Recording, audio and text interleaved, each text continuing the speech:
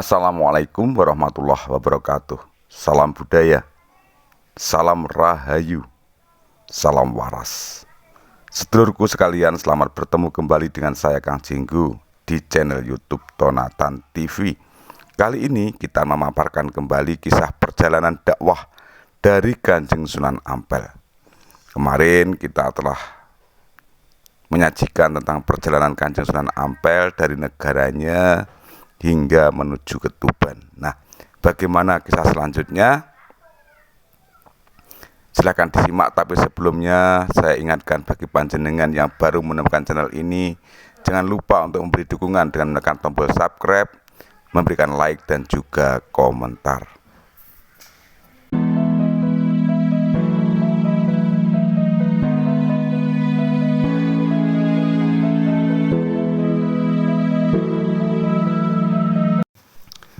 Sedulurku yang berbahagia, Sayyid Murtado kemudian meneruskan perjalanan.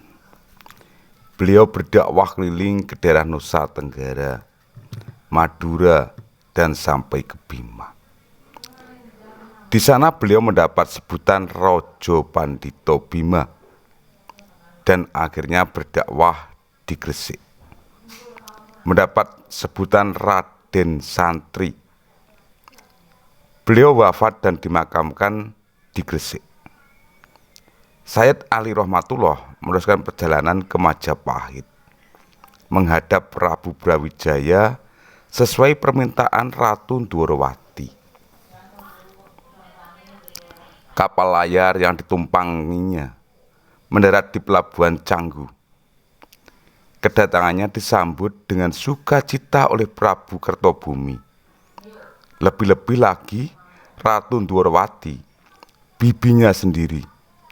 Wanita itu memeluknya erat-erat, seolah sedang memeluk kakak perempuannya yang berada di istana kerajaan Campa.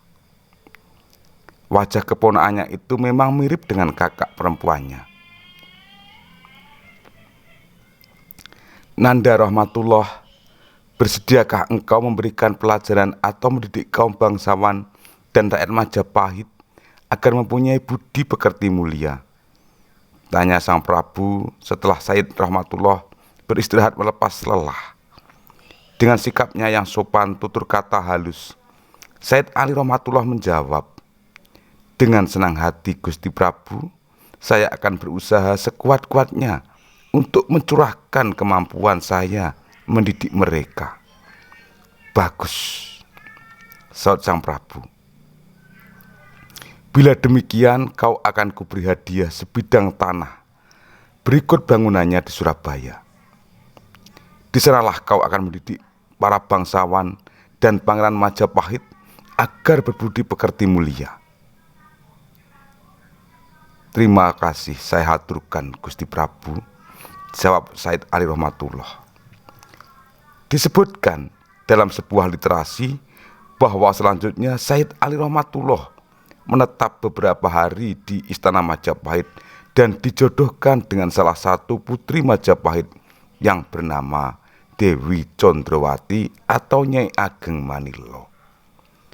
Dengan demikian Sayyid Ali Rahmatullah adalah salah seorang pangeran Majapahit karena dia adalah menantu Raja Majapahit.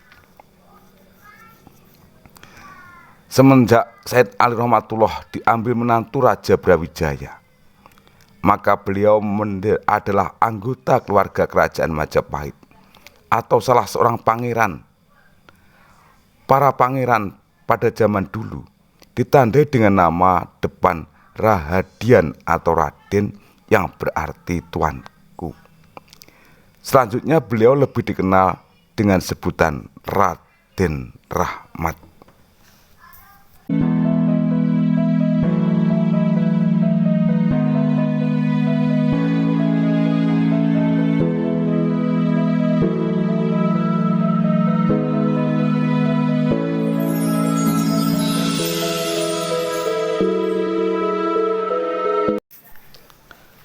Selanjutnya, pada hari yang telah ditentukan, berangkatlah rombongan Raden Rahmat ke sebuah daerah di Surabaya yang kemudian disebut dengan Ampel Dento. Rombongan itu melalui desa Krian, Wonokromo, terus memasuki Krembang Kuning. Selama dalam perjalanan beliau juga berdakwah kepada penduduk setempat yang dilaluinya. Dakwah yang pertama kali dilakukannya cukup unik, yakni beliau membuat kerajinan berbentuk kipas yang terbuat dari akar tumbuh-tumbuhan tertentu dan anyaman rotan. Kipas-kipas itu dibagi-bagikan kepada penduduk setempat secara gratis. Para penduduk hanya menukarnya dengan kalimat syahadat. Penduduk yang menerima kipas itu merasa sangat senang.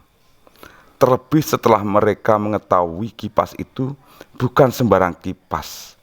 Akar yang dianyam bersama rotan itu ternyata berdaya penyembuh bagi mereka yang terkena penyakit batuk dan demam. Dengan cara itu semakin banyak orang yang berdatangan kepada Raden Rahmat. Pada saat demikianlah ia memperkenalkan keindahan agama Islam sesuai tingkat pemahaman mereka. Cara itu terus dilakukan hingga rombongan memasuki desa Krembang Kuning.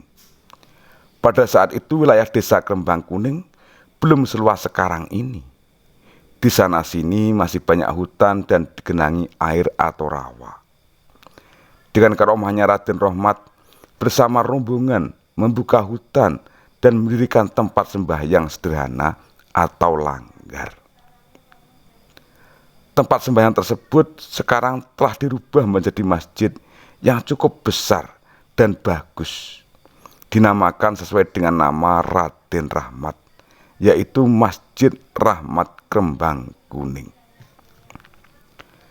Di tempat itu pula Raden Rahmat bertemu dan berkenalan dengan dua tokoh masyarakat, Ki Wiryo Sarojo dan Ki Bangkuning.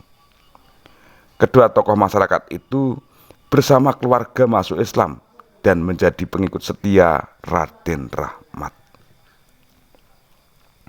Dengan adanya kedua tokoh masyarakat itu, maka semakin mudah bagi Raden Rahmat untuk mengadakan pendekatan kepada masyarakat sekitarnya, terutama kepada masyarakat yang masih memegang teguh adat kepercayaan lama.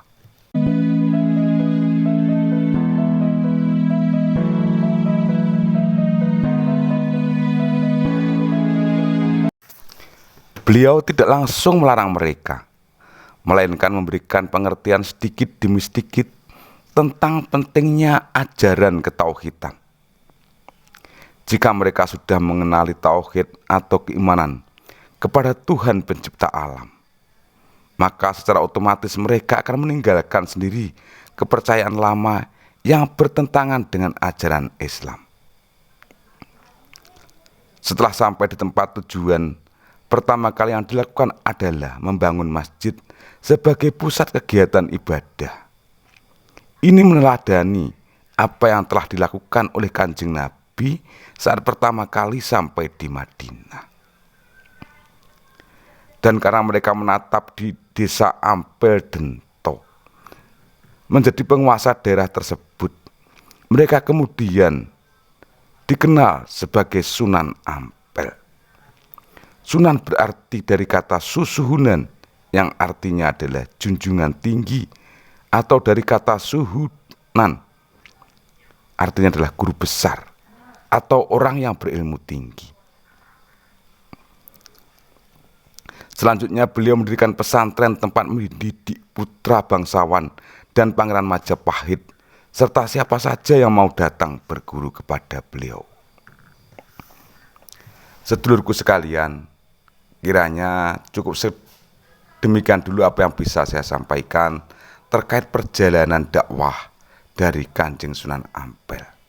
Besok kita lanjutkan kembali. Ada kurang dan ada lebih, tentunya saya mohon maaf yang sebesar-besarnya. Teriring ungkapan, ono rino, ono upo, ono awan, ono pangan. Salam budaya, salam rahayu, salam waras. Wassalamualaikum warahmatullahi wabarakatuh.